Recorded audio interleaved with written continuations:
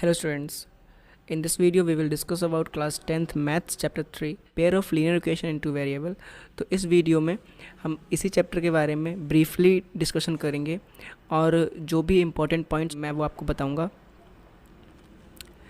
तो सबसे पहले हम देख लेते हैं इंट्रोडक्शन क्या है।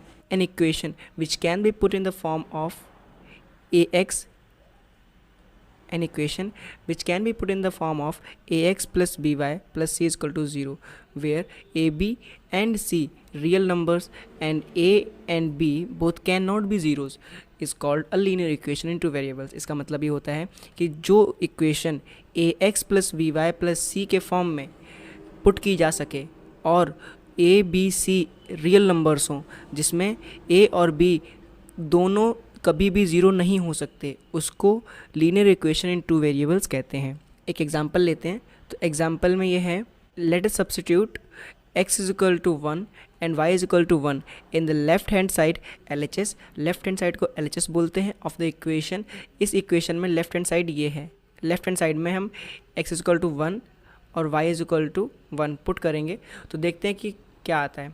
तो जब हमने LHS में x is equal to 1 y is equal to 1 जब पुट किया, 2 into 1 plus 3 into 1 is equal to 2 plus 3 is equal to 5। That means ये जो 5 है वो इस इक्वेशन के LHS के बराबर है।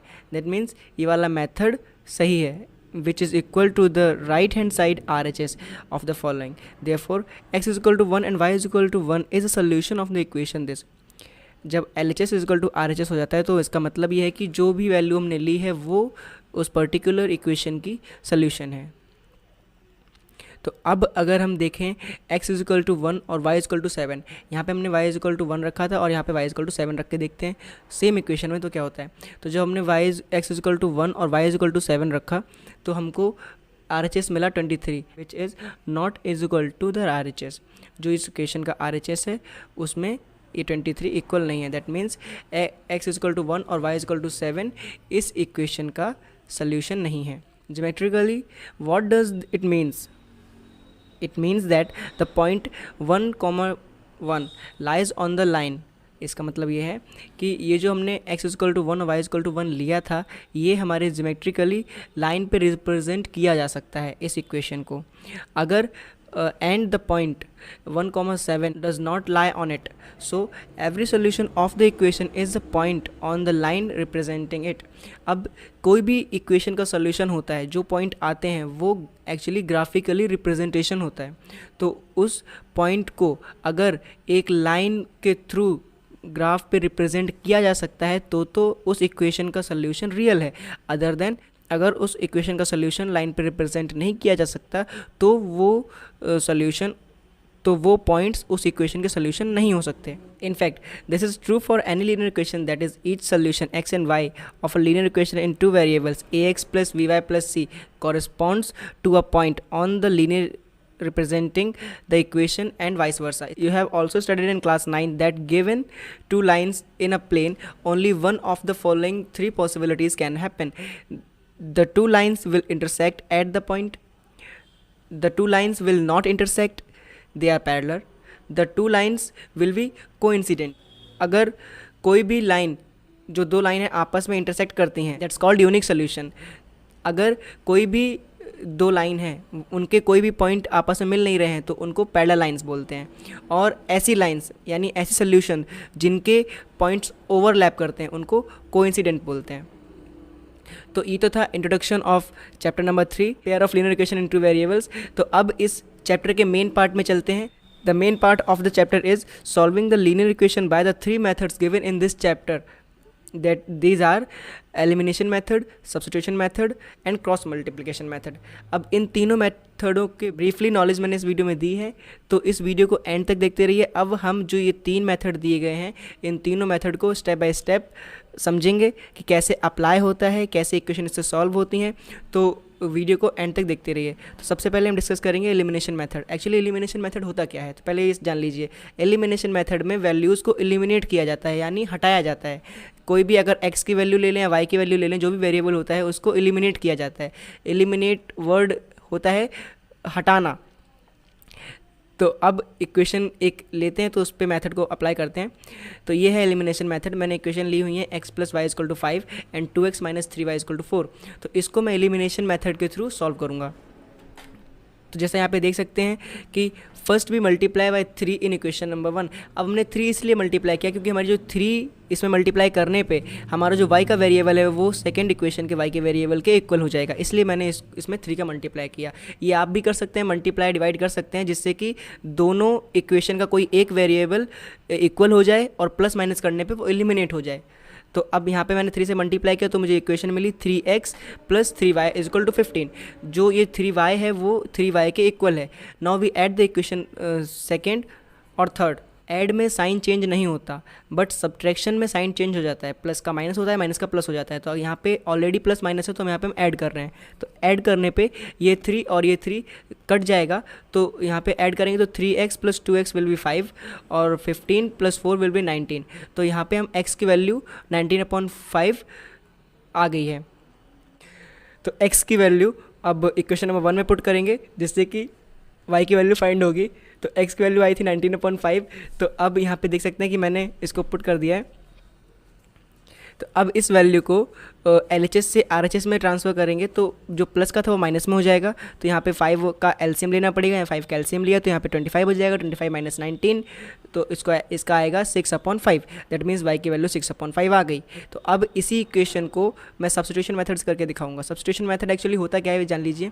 सब्स्टिट्यूशन मेथड में वैल्यू को सब्स्टिट्यूट किया जाता है। नॉर्मली वैल्यू जो भी होती है वेरिएबल की उसकी वैल्यू को सब्स्टिट्यूट करते हैं दूसरी इक्वेशन में ताकि हमको परमानेंट वैल्यूज़ मिल जाएँ। तो जो वैल्यू वो होती है वो टेम्परेरी वैल्यू होती है जो हम फाइंड करते हैं परमानेंट वैल्यू फाइंड करने के लिए। तो चलिए यहाँ इसको समझने के लिए आगे सोल्यूशन है, इसको देखते हैं। सेम इक्वेशंस हैं x plus y is equal to 5 2x minus 3y is equal to 4। इसका सोल्यूशन है y is equal to 5 minus x. ये जो 5 माइनस एक्स है मैंने टेम्परेरी वैल्यू फाइंड की है इसकी इक्वेशन नंबर 1 से। तो जैसे कि x को मैं LHS से RHS में ट्रांसफ़र करूँगा तो 5 माइनस एक्स हो जाएगा। दैट मीन्स y की टेम्परेरी वैल्यू आ गई। तो अब इस टेम्परेरी वैल्यू को मैं परमानेंट वैल्यू फाइंड करने के लिए इक्वेशन नंबर सेकंड में रखूँगा जिससे हमारी x की परमानेंट वैल्यू होगी। तो अब यहाँ पे 2x minus 3y is equal to 4 था तो मैंने y की जगह पे 5x माइनस 3 रख दिया। तो अब जब इसको नॉर्मली कैलकुलेट करूँगा 3 5 15 हो जाएगा और 3x का मल्टीप्लाई करूँगा तो यहाँ पे प्लस का 3x देख सकते हैं। तो प्लस का 3x ऐसे ये जो साइन है ये इसके साथ मल्टीप्लाई होगा। स्पेशली साइन पे विशेष ध्यान रखा जाता है ताकि आगे कैलकुलेशन गलती ना हो। तो यहाँ पे देख सकते हैं 2x और 3x दोनों पॉजिटिव के हैं तो इन दोनों को प्लस करेंगे तो 5x हो जाएगा। और ये जो माइनस का 15 है ये LHS से RHS में ट्रांसफ़र होगा तो यहाँ पे प्लस का हो जाएगा जाके इस जगह पे। तो यहाँ पे 4 ऑलरेडी है तो 4 और 15 19 होता है तो x की वैल्यू 19/5 आ जाएगी। जैसे कि मैंने ऊपर बताया था एलिमिनेशन मेथड से सेम वही सब्स्टिट्यूशन मेथड से भी x की वैल्यू 19/5 आ गई। तो अब इस वैल्यू को मैं इक्वेशन नंबर 1 में पुट करूँगा जिससे कि y की वैल्यू आएगी। तो अब x की जगह मैं 19/5 रख दिया और plus y is equal to 5 है। तो y को यहीं पे छोड़ेंगे LHS में ही। LHS से 19/5 को लेके RHS में रखेंगे तो जो कि माइनस में हो जाएगा क्योंकि यहाँ पे प्लस में था। तो अब इसका LCM लेना पड़ता है। LCM लेने के बाद इसको नॉर्मली कैलकुलेट करना पड़ता है। तो इसको जब माइनस करेंगे तो 60/5 आएगा।